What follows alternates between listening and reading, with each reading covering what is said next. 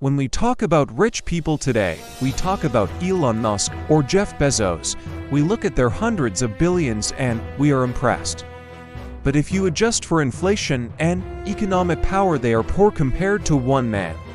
A man who controlled 90% of the oil in America. A man whose fortune was equal to 2% of the entire US economy. If someone owned that percentage today, they would be worth over $400 billion.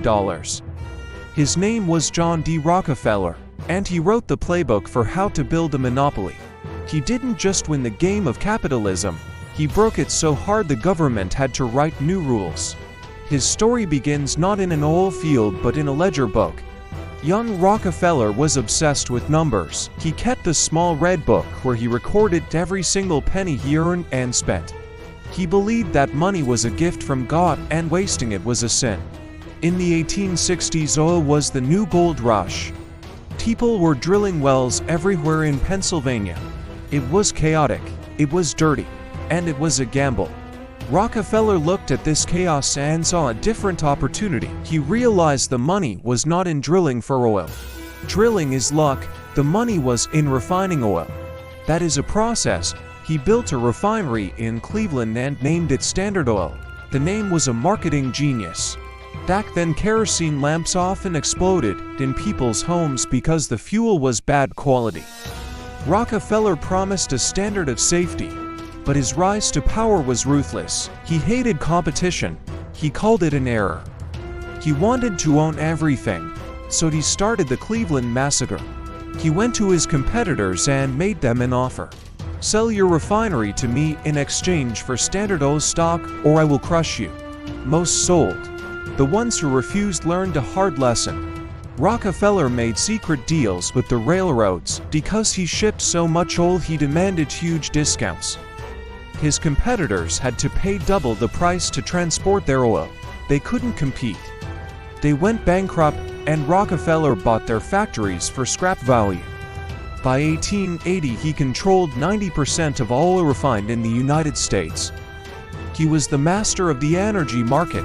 He could set the price of kerosene for the whole world. He was the most hated man in America. Cartoonists drew him as a giant octopus strangling the globe. The public demanded action. President Teddy Roosevelt, famous for being a trust buster, went to war against Standard Oil. The Supreme Court ruled in 1911 that Standard Oil was an illegal monopoly. They ordered the company to be broken up into 34 smaller companies. This was supposed to be Rockefeller's defeat. The public cheered. The monopoly was dead. But here is the hidden logic that most people miss. Rockefeller still owned shares in all those 34 new companies. These companies included Exxon, Mobil, Chevron, and Amoco. As the age of the automobile began, the demand for gasoline exploded. The shares of these baby standards doubled and tripled in value. The breakup didn't destroy Rockefeller, it made him 3 times richer.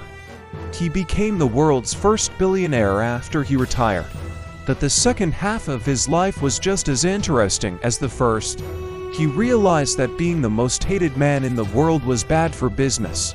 So he hired the first public relations expert, Ivy Lee. They changed his image from a greedy monster to a benevolent grandfather. Rockefeller started giving away dimes to children in the street. But more importantly, he invented modern philanthropy. He didn't just give money to beggars, he invested in humanity. He founded the University of Chicago. He founded the Rockefeller Institute for Medical Research. His money helped cure hookworm and yellow fever. He gave away half of his fortune before he died. Over $500 million. This created a complex legacy.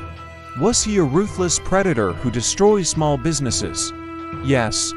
Was he a visionary who lowered the price of light for the poor and advanced science? Yes. He was both. He proved that in the game of power you don't have to choose between being good or evil. You just have to win. Today, every time you fill up your car with gas, you are putting money into the legacy of Standard Oil. Rockefeller is gone, but his empire is still burning in every engine on earth. In our next video, we are going to meet the final architect of money. We are moving from oil to something even more dangerous, weapons. we will tell the story of the Merchant of Death, the man who sold submarines to enemies and profited from the First World War. Get ready for the mystery of Basil Zaharoff. Subscribe to Hidden Logic so you don't miss the finale of this series. See you in the next one.